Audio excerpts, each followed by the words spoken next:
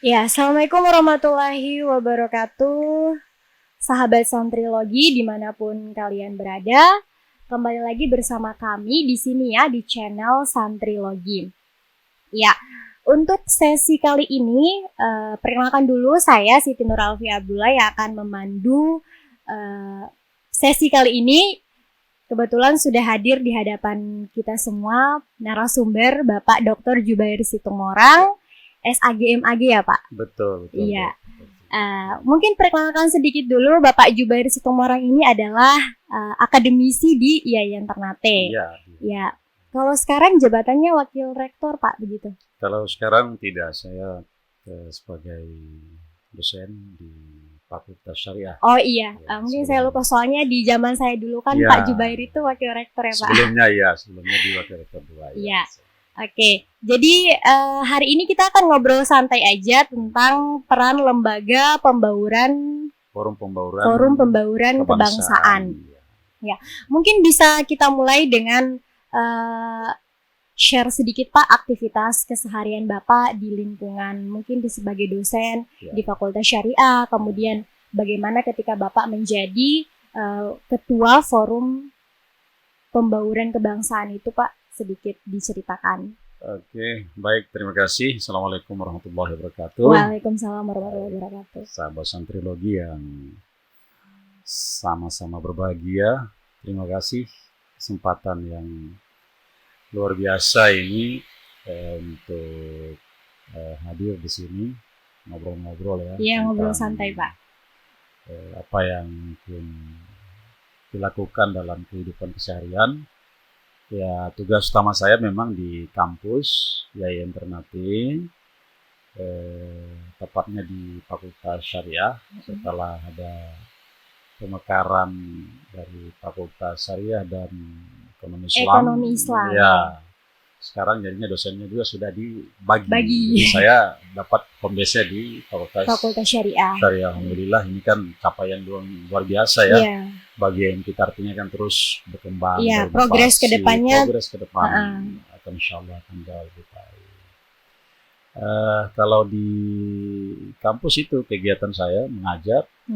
Ya, diskusi dan juga ada pusat-pusat kajian yang kita kembangkan juga sekarang di kampus, yang kita sebut dengan pusat kajian masyarakat Islam Kepulauan, dan itu bagian dari semangat kita untuk mengembangkan kampus yang memiliki visi menjadi perguruan tinggi berbasis riset dalam rangka pengembangan masyarakat Islam Kepulauan. Nah, itu jadi bagian dari itu. Itu kalau di kampus. Iya, kalau di kampus ya Pak. Ya. Nah, untuk kalau sebagai ketua Forum Pembauran Kebangsaan sendiri Pak, mungkin bisa diceritakan pengalamannya ketika menjadi ketua, kemudian apa saja yang Bapak canangkan dalam Forum Pembauran Kebangsaan itu sendiri. Ya, ini yang menurut saya satu fase kehidupan bagi saya yang sangat menarik. Ya. Sangat menarik. Begitu di kampus kita bicara teori, di mata kuliah saya bicara teori. Mata kuliah dulu civic education. Iya, civic education. Ya, civic education kan masih. Iya, mungkin kita bisa kenal sekarang itu pendidikan kewarganegaraan ya. Pendidikan kewarganegaraan. Nah, sana kan bicara tentang teori bagaimana hubungan antara warga negara, antara hubungan agama dan negara, relasi agama dan negara, dan hubungan antar personal di kalangan warga negara. Ini kan teori ya yang disampaikan. Nah, tapi kemudian begitu saya bergabung di Forum Pembauran Kebangsaan sejak 7 tahun lalu, saya baru tahu sesungguhnya seperti apa. Sebenarnya bagaimana posisi warga negara yang terdiri dari berbagai suku etnis, budaya, apalagi kita di Maluku Utara kan, di Maluku Utara ini kan luar biasa, ada ratusan multikultural ya Pak, bisa dibilang seperti itu. Yang sangat luar biasa. Nah, jadi 7 tahun lalu bergabung itu baru 9 paguyuban. Oh, 9. Baru 9. 9 paguyuban. 9 paguyuban bergabung, lalu kemudian terus tumbuh dan berkembang minat saudara-saudara kita dari berbagai suku etnis, baik yang di Maluku Utara, Maluku Utara dan juga dari Sabang sampai Merauke-nya belum. Belum. Karena Papua belum ya, Pak. Tadi sedikit bincang-bincang untuk belum. Papua itu belum ya. Jadi Papuanya belum, tapi secara personal individu di antara mereka udah ikut kegiatan-kegiatan. Oh, secara individu. Ya, tapi paguyubannya belum bergabung. Jadi saya menyatakan bahwa Ternate itu bagi saya adalah Indonesia Mini. Indonesia Mini di sini siapapun, suku apapun, etnis apapun, itu luar biasa terjadinya pembauran. Iya, tanpa pembauran tidak ada sekatan-sekatan di antara suku etnis dan budaya yang berbeda itu. Dan itu betul-betul saya rasakan ketika di forum pembauran kebangsaan itu sejak 7 tahun lalu. Sejak 7 tahun. Dan sekarang sudah 31 paguyuban. Oh, 31. Paguyuban bergabung. Untuk yang pertama itu Pak, 9 paguyuban itu paguyuban apa saja? Itu yang di awal. Yang pertama kalau dari lokal ya. Dari lokal, maksudnya yang dari sini, yang di Maluku Utara itu, yang pertama dari Ternate. Kemudian dari Tidore. Kemudian dari Makian, kemudian dari Lipupuna Bacan, ya. Kemudian dari Gorap, ya. Jadi kemudian bergabung dengan paguyuban dari luar. Ada dari Palembang. Oh iya, karena Pak Jubair Situmorang sendiri ini sebenarnya bukan asli dari Maluku Utara, tapi dari Sumatera Utara. Masih sama-sama utara ya Pak? Sama-sama utara, Maluku Utara dan juga Sumatera Utara. Sumatera Utara itu lebih ke Medan ya Pak? Medan. Berarti Bapak sendiri kalau dari marganya Situmorang. Kalau Situmorang itu kan 24 karat Batak gitu. Jadi, soalnya ada teman saya juga kan marganya Nasution begitu kan, itu Medan juga. Mereka Medan tapi mereka dari timur. Iya, timur. Bagian timur. Kalau kami kan dari utara. Iya, dari utara. Makanya agak sedikit temperamennya agak tinggi. Nah, makanya saya sangat senang begitu temperamen orang Sumatera Utara datang ke Maluku Utara. Saya kayaknya berada di kampung aja, jadi bukan saya rasakan. Kan punya temperamen yang agak mirip ya Pak. Agak mirip dan asiknya itu apa adanya. Kan di sini saya dulu kan nggak tahu begitu, tapi begitu saya mulai berinteraksi, wah kayaknya ini bukan asing bagi saya. Orang di Ternate kan dia bilang. Iya. Tapi dia nggak simpan. Nah ini bagi saya mengasihkan, artinya tidak ada sesuatu yang dibawa di dalam hatinya. Iya, karena langsung to the point, apa yang dirasakan itu yang disampaikan seperti itu. Iya. Ini yang saya rasakan yang luar biasa. Jadi di dalam perjalanan itu kemudian bergabung lagi dari saudara-saudara kita yang dari etnis Tionghoa. Iya, etnis Tionghoa. Nah itu kan menjadi sesuatu yang semakin lengkap ya, makin lengkap kita menunjukkan bahwa multikulturalisme itu sesungguhnya untuk Indonesia itu sebuah kemestian. Persoalan kemudian ada berbagai beribu-ribu suku, kemudian juga berbeda bahkan keyakinan, budaya, bahasa. Justru itulah kemudian yang membuat Indonesia itu menjadi sangat istimewa di dunia ini. Iya, betul sekali. Menjadi istimewa. Kita tidak merasakan, bahkan kalau seperti kami di Sumatera umpamanya, di sini juga saya lihat itu biasa berbeda. Agama juga biasa. Biasa di dalam satu keluarga besar itu perbedaan-perbedaan itu sudah sesuatu yang menjadi bagian dari kehidupan keseharian. Nah, justru asiknya di situ. Asik. Jadi kalau kita perbedaan, kita kan menjadi tahu, oh kelebihan saya di sini, oh kekurangan saya di sini. Ternyata saudara saya luar biasa unggulnya dalam bidang ini. Jadi begitu kita bisa saling mengisi. Iya, saling mengisi, saling berinteraksi itu kan memunculkan apa ya istilahnya sesuatu yang baru, karena tiap-tiap orang atau tiap-tiap etnis, ras itu tentu punya adat, kemudian kebiasaan yang berbeda-beda. Dan itu memang membuat kita juga yang seperti apa ya istilahnya menjadi lebih dewasa dalam Menjadi lebih menghadapi dewasa. itu. Iya, betul sekali. Menjadi lebih dewasa, dan saya pikir sama dengan kita bernegara, kedewasaan kita bernegara adalah begitu kita bisa menerima perbedaan. Perbedaan. Itulah justru kedewasaan bernegara. Maka kalau kita sudah bisa menerima perbedaan, maka egoisme, ya, kelompok itu ya. dengan sendirinya pupus dia. Kenapa? Karena dia asik dengan saudara-saudara yang lain. Saya contoh di 31 paguyuban itu, saya kalau udah ada aktivitas kegiatan dengan mereka, ya, saya nggak terasa, karena saya merasa, saya ketemu dengan saudara-saudara yang luar biasa, ya, dengan berbagai profesi, keahlian, baik bidang ekonomi, ada juga birokrat, ada macam-macam politik ada, jadi sangat asik. Bahkan saya merasa jadi hebat karena mereka begitu. Iya, ternyata saya sadari, hebat sendiri itu nggak bisa. Iya, harus bersama. Jadi kehebatan yang kita miliki itu rupanya karena kita berkolaborasi dengan orang-orang yang ada di sekitar kita. Nah, ini yang bagi saya yang sangat luar biasa. Ya, seperti itu. Iya, mungkin ada pertanyaan lagi Pak dari saya dalam paguyuban ini nih, Forum Pembauran Kebangsaan. Kira-kira dari pemerintah sendiri mendukung adanya ini, maksudnya seperti ada apa ya, dukungan secara moral mungkin, dukungan secara apa itu ada atau tidak Pak? Di pemerintah kota, kalau Forum Pembauran Kebangsaan ini kan berada di Kesbangpol. Iya, Kesbangpol. Kesbangpol.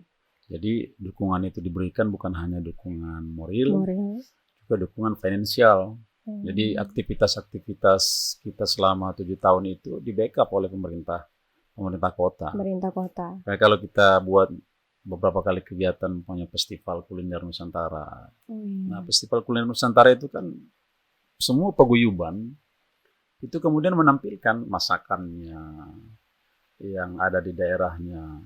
Itu dimunculkan. Jadi akhirnya kita tahu, dan saya baru mengetahui semacam ada benang merah.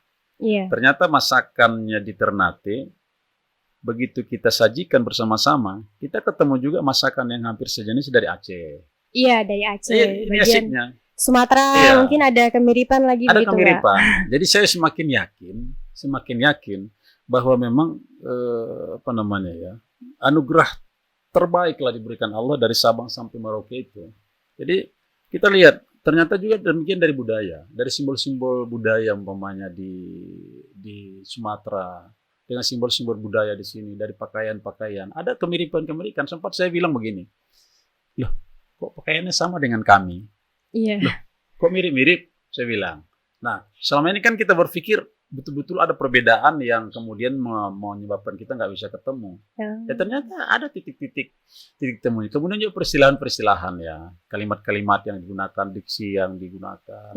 Ternyata secara budaya sangat dekat. Karena itulah saya pikir, alasan apa kemudian kita untuk membuat garis pemisah, demarkasi, perbedaan-perbedaan itu untuk kita ini. Karena pemerintah kota mensupport di situ. Iya, berarti pemerintah kota selain pemerintah pusat, pemerintah kota juga tentu mensupport ya Pak. Adanya Forum Pembauran Kebangsaan. Karena memang Forum Pembauran Kebangsaan ini juga sebagai salah satu sarana aspirasi masyarakat, gitu ya, aspirasi masyarakat, lebih khususnya dari paguyuban itu sendiri. Ya. Kemudian Pak, mungkin ketika Bapak menjabat sebagai Ketua Forum Pembauran Kebangsaan, mungkin ada tidak seperti konflik antara paguyuban nih, mungkin paguyuban yang satu dengan yang lainnya tidak saling enak atau seperti apa begitu? Ada tidak Pak pengalaman secara pribadi? Kalau yang saya alami 7 tahun, tidak. Tidak ya? Justru yang ada kehangatan. Saling menyapa. Karena prinsipnya kita kan bahwa TK itu hadir tidak melakukan intervensi ke internal paguyuban.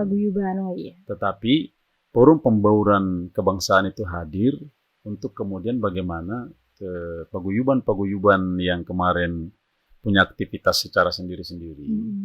Melalui forum ini kita buat satu aktivitas bersama. Jadi konflik-konfliknya malah semakin tidak kita temukan ada konflik. Ya. Kalaupun ada konflik mungkin bisa teratasi, bisa teratasi di internal seperti itu. Dan itu puncaknya kan di tahun 2018 kemarin, itu puncaknya menurut saya. Kita bersama-sama dengan pemerintah kota, Forum Pembauran Kebangsaan ini dengan pemerintah kota itu kemudian mendeklarasikan kota Ternate itu sebagai kota Bhinneka Tunggal Ika. Kota Bhinneka Tunggal Ika. Kota Bhinneka Tunggal Ika artinya tidak ada yang didiskriminasi, tidak ada yang merasa tersisih di kota Ternate. Semua punya kesempatan bersama sesuai dengan profesi dan bidangnya masing-masing. Dan dokumen itu juga kita serahkan waktu itu ke pihak kesultanan. Dan pihak kesultanan menyatakan, saya ingat betul waktu itu disampaikan bahasanya begini, dan itu bagi saya luar biasa. Sejak saat ini, keluarga Forum Pembauran Kebangsaan selain menjadi warga kota Ternate, adalah menjadi keluarga besar Kesultanan Ternate. Ini kan luar biasa ya. Kesultanan, keluarga jadi besar. Menjadi kita keluarga besar. Maka saya nggak merasa asing, Iya. Seperti berada di rumah sendiri. Di rumah sendiri. Bahkan saya pernah berkelakar begini. Jangan-jangan daerah-daerah yang saya sudah jalan di Maluku Utara lebih banyak daripada kamu. Saya bilang, kamu mungkin belum menjalani Maluku Utara. Iya. Itu saya tanya. Bisa jadi seperti itu, Pak. Iya, betul. Kalau saya alhamdulillah dari berbagai kesempatan selain aktivitas di Forum Pembauran Kebangsaan, aktivitas kemasyarakatan, dan karena kita prinsip tidak membeda-bedakan itu, jadi begitu kita datang juga ke berbagai daerah yang berbeda etnis, ya kita merasa bukan datang, ya kita kembali saja, kita berada di tengah-tengah masyarakat, kita bicara juga, ya didengarkan, sharing, diskusi. Nah, ini menurut saya yang sangat luar biasa, dan nilai-nilai inilah yang menurut saya harus terus kita tumbuh kembangkan. Kenapa? Karena saya pikir keunikan Indonesia itu ya di situ. Di saat mungkin saudara-saudara kita di tempat lain terus berkonflik, ya tidak bisa menyelesaikan masalah-masalah internalnya. Kita tidak. Kenapa? Karena memang nilai-nilai humanis kita kan sangat tinggi orang Indonesia ini kan. Orang Indonesia itu sangat tinggi sekali, sangat tinggi. Itu saya rasakan sendiri. Saya pernah bilang begini. Begitu kita dulu ada kunjungan budaya bersama guru-guru di Kota Ternate, 9 orang, saya dari kampus dengan Ibu Patum, kemudian 27 orang seluruh Indonesia. Kita berkunjung ke beberapa negara. Waktu kita berkunjung dan masuk ke bandara, kayaknya nggak ada sambutan apa-apa di bandara itu. Nggak ada. Ya, dianggap kita penumpang biasa. Tapi coba kalau kita di bandara kita, kalau kita di bandara-bandara yang merupakan pintu-pintu masuk, bayangkan bagaimana mereka disambut sangat luar biasa. Kalau di Ternate mungkin orang yang pertama sekali datang kan pasti Joko Kaha kan dilakukan dulu tradisi. Kalau di sana itu nggak ada. Jadi bagi saya, wah, Indonesia ini itu nggak ada duanya.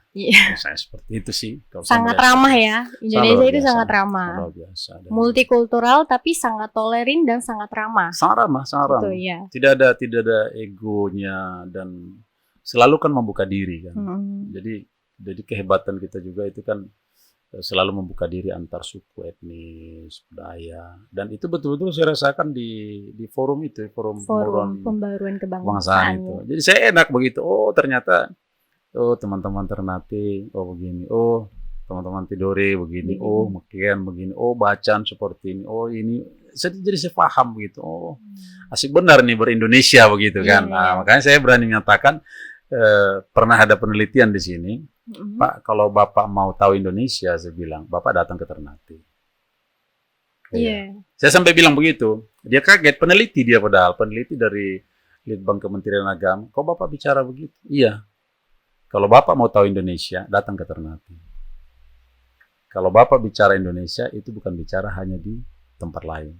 Tapi Indonesia yang sesungguhnya datanglah Bapak di Ternate, Bapak lihat, itu juga terbukti banyaknya kampung kan di sini kan. Iya, banyak. Coba lihat itu, nggak semua loh, nggak semua daerah mau menggunakan kampung-kampung orang lain di daerahnya itu. Tapi di kita luar biasa. Iya, di Iya. Maluku Utara ya Pak. Di Ternate pada khususnya kan, ada kampung Makassar, Iya. ada kampung Palembang, Oh, ada kampung Palembang. ada coba itu, ada Pala Jawa. Iya, Pala Jawa ada. Bahkan Pala Jawa sekarang kan terus berkembang. Ada Pala Jawa 1, ada Pala Jawa 2. Ada komunitas-komunitas lain juga ini. Iya.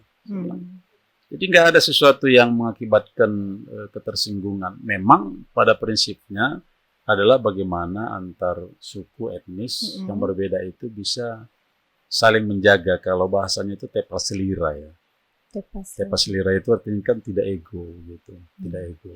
Jadi selama ini menurut saya bisa dijaga. Keren. Iya. Luar biasa. Luar biasa ya Pak ya. Oke.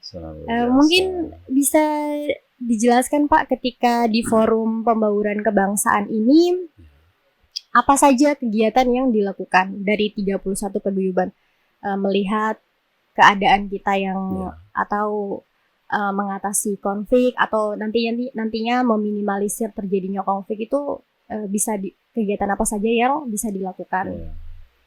Kalau kegiatan rutin yang pertama itu kita lakukan dan terus menerus, kita terus melakukan pertemuan antar etnis, itu kita terus melakukan pertemuan untuk kemudian saling memberi informasi. Kemudian yang kedua, kegiatan-kegiatan yang kita lakukan ada namanya Festival Budaya Nusantara. Festival Budaya Nusantara. Itu berhenti hanya karena COVID saja.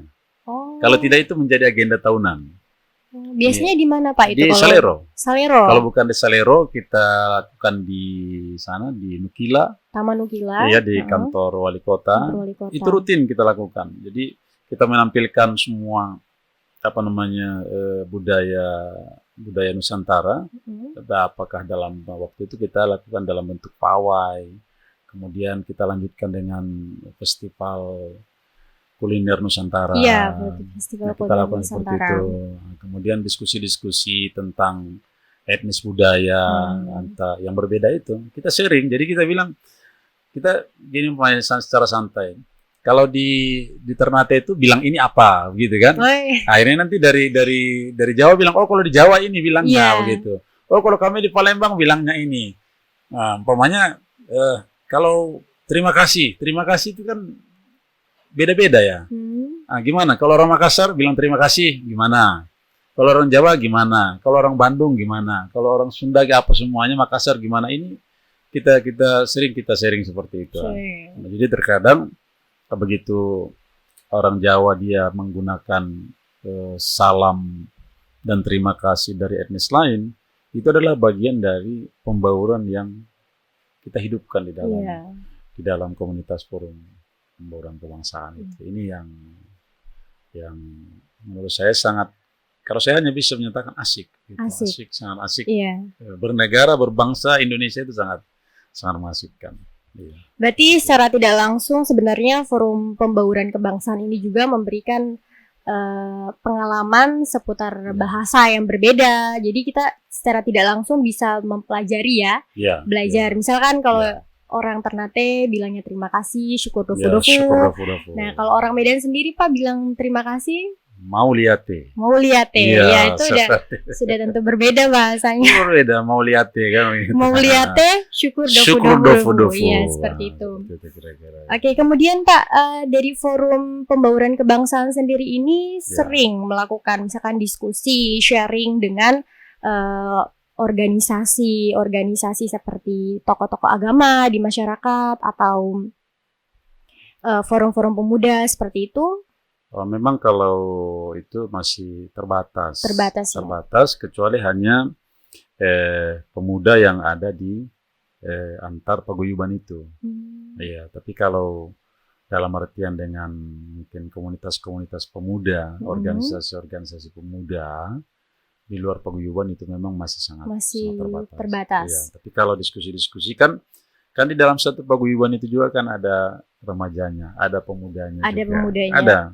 Berarti mereka juga sering melakukan diskusi antara paguyuban antara itu saja diskusi. Tapi kalau umpamanya bilang mungkin ke organisasi di luar, mungkin kayak katakanlah organisasi kepemudaan Iya. di luar itu memang itu Masih belum terbatas sangat ya. terbatas kita lakukan Betul. secara kelembagaan ya. Kalau secara individu itu sering kita lakukan diskusi-diskusi. Iya, kalau itu. secara individu memang sudah sering. Sudah sering, tapi secara kelembagaan memang sangat terbatas. Sangat terbatas. Seperti itu. Iya.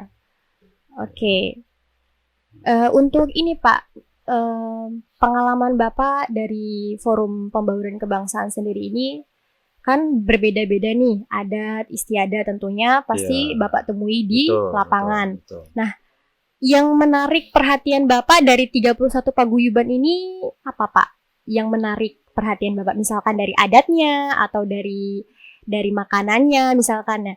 Ya. Kemudian ada kemiripan begitu dengan tempat asal Bapak di Sumatera Utara gitu. Contohnya apa Pak? Tapi Paguyuban. justru saya lebih melihat, karena asiknya itu saya melihat multi etnis itu sebagai mozaik begitu. Sebagai mozaik itu kan semakin kita pandang, kan begitu kan? Iya. Semakin kita penasaran. Semakin penasaran. Semakin kita temukan warna, ternyata masih banyak warna-warna lain yang belum kita temukan. Betul. Artinya kita tidak pernah bosan. Yang ada makanya saya bilang asik. Jadi saya melihat etnis yang multi etnis itu lewat forum pembauran itu sama dengan saya melihat mozaik. Nggak pernah bosan saya, malah mengasihkan.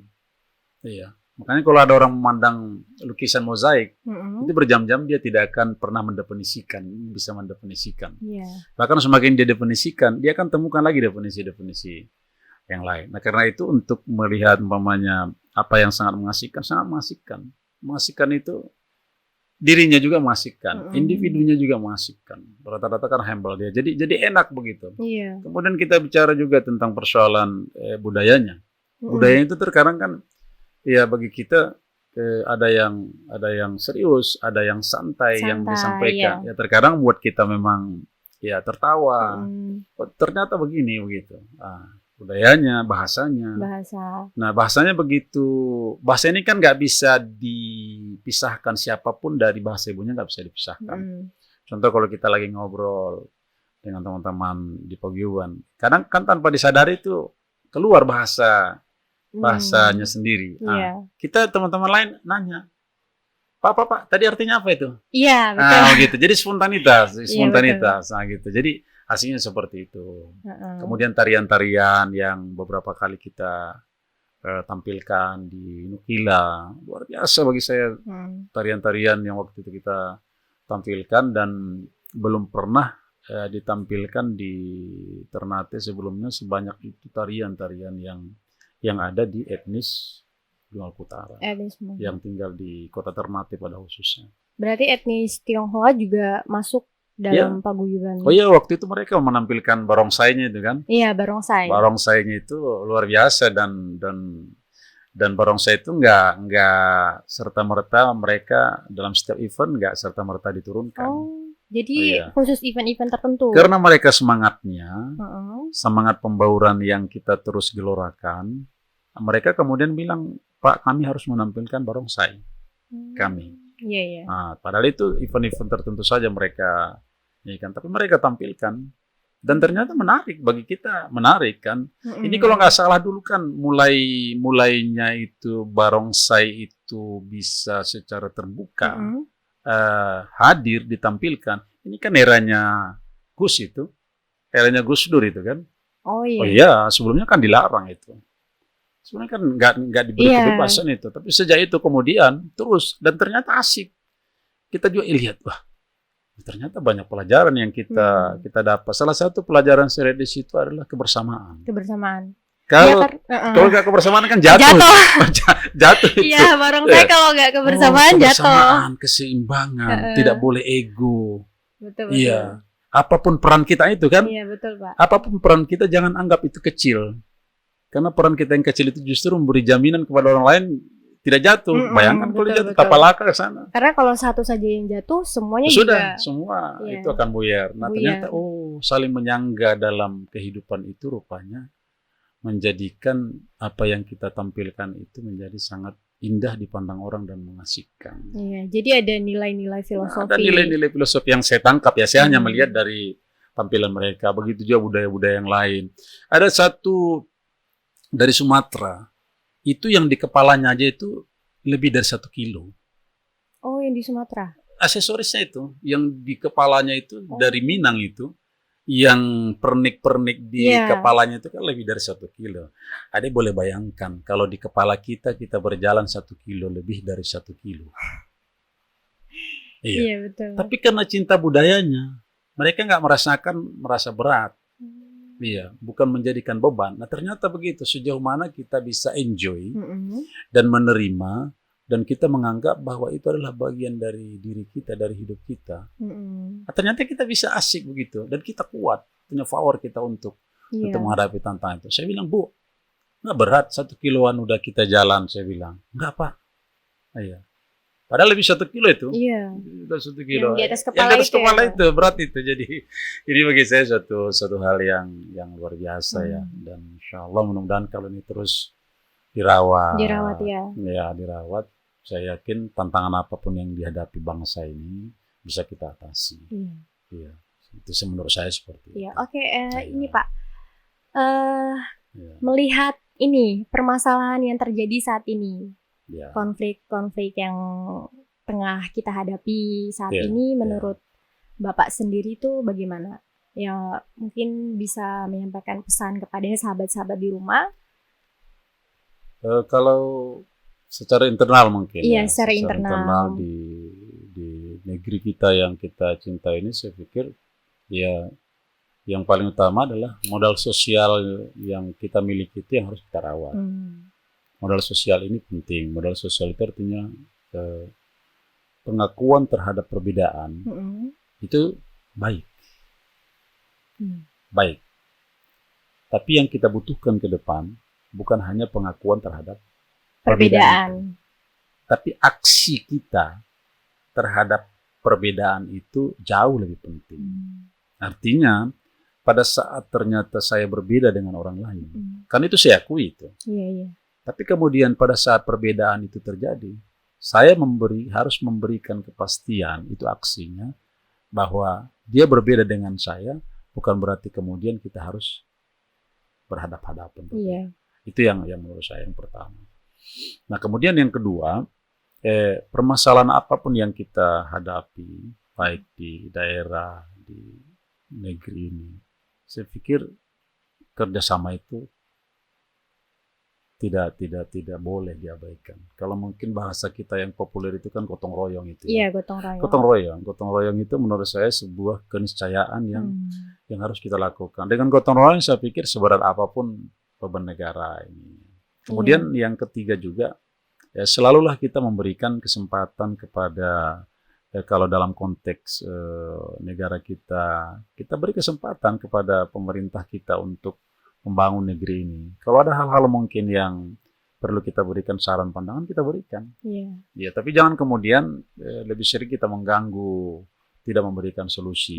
Mengkoreksi, mengkritik itu sesuatu yang itu dalam konteks internal. Di dalam negeri kita. Dalam konteks di luar negeri, mungkin dalam hubungan kita dengan orang-orang lain di luar negeri. Saya pikir harus kita tumbuh kembangkan persoalan nilai-nilai humanis itu. Nilai-nilai humanis itu. Nilai humanis ini menurut saya bisa menjadi jembatan yang luar biasa untuk mempersatukan dunia ini. Tapi selama nilai-nilai humanis tidak kita kembangkan, akan nanti kita saling berhadapan-hadapan. Tapi kalau nilai humanis yang kita tumbuh kembangkan, saya yakin pada akhirnya akan indah. Akan indah. Ini saya pikir. Nah, persoalan kemudian di dalam humanis itu ada nilai-nilai luhur lain, nilai-nilai spiritual, nilai-nilai keagamaan. Nah, nilai-nilai itulah yang kemudian menginspirasi kita untuk terus mengembangkan nilai-nilai humanis itu. Jadi baik di dalam negeri, antar negara, saya yakin pada akhirnya akan semuanya indah dan mengasihkan. Iya, betul sekali. Saya melihatnya seperti itu. Jadi kalau kita lihat konflik ya Pak yang terjadi saat ini kan konflik Palestina dan juga Israel. Ya, kemudian beberapa kemarin misalkan saya sempat berjalan-jalan kemudian melihat banyak sekali yang menggalang dana, kemudian memberikan zikir dan juga doa kepada saudara-saudari kita yang ada di Palestina. Nah, untuk forum Pembaruan pembaruan kebangsaan sendiri ini Pak bagaimana pembaruan kebangsaan. menanggapi konflik itu atau menanggapi isu yang saat ini sedang marak seperti Iya, itu? bagi kita pembaruan kebangsaan karena memang dari sisi keyakinan juga kan di forum pembaruan kebangsaan itu kan sangat multi. Multi, iya betul. Jadi multi. di situ juga anggota-anggota paguyuban itu kan ada yang Muslim, Iya. ada yang non Muslim, Ada yang non. ada yang Konghucu, ada yang Buddha. Itu di paguyuban itu ada. Nah karena itulah kita melihat bahwa persoalan-persoalan yang terjadi di luar negeri, persoalan-persoalan contoh sekarang yang lagi hangat kita perbincangkan. Pertama memang ya forum pembaruan kebangsaan melihat itu dengan sebuah keprihatinan. Lalu kemudian keprihatinan, tapi keprihatinan yang kita ini kan bukan kemudian kita membuat situasi menjadi panas. Ya betul sekali. Tidak, tapi kemudian bagaimana kita bisa memberikan solusi. Saya sangat tertarik ya kalau apa yang disampaikan Ibu Menteri Luar Negeri kita itu kan luar biasa menurut saya, mengajak dan kita di forum pembaruan kebangsaan itu lebih pada mengajak itu bagaimana bahwa kemerdekaan itu hak asasi. Artinya hak asasi itu berarti bukan melihat persoalan keyakinan. Kan begitu kan? Iya, kemerdekaan itu hak asasi. Persoalan kemanusiaan. Hak asasi itu siapapun dia, apapun agamanya, apapun keyakinannya, bahwa dia harus mendapatkan kemerdekaan sesuai haknya. Nah ini yang mungkin yang harus kita lihat. Oleh karena itu dalam konteks yang tadi itu kita mendorong semangat kemanusiaan. Kalau mungkin saudara kita ada yang mengumpul dana, ya monggo silakan. Tapi kemudian nanti itu tentu mereka bisa bertanggungjawabkan sesuai dengan ininya kan.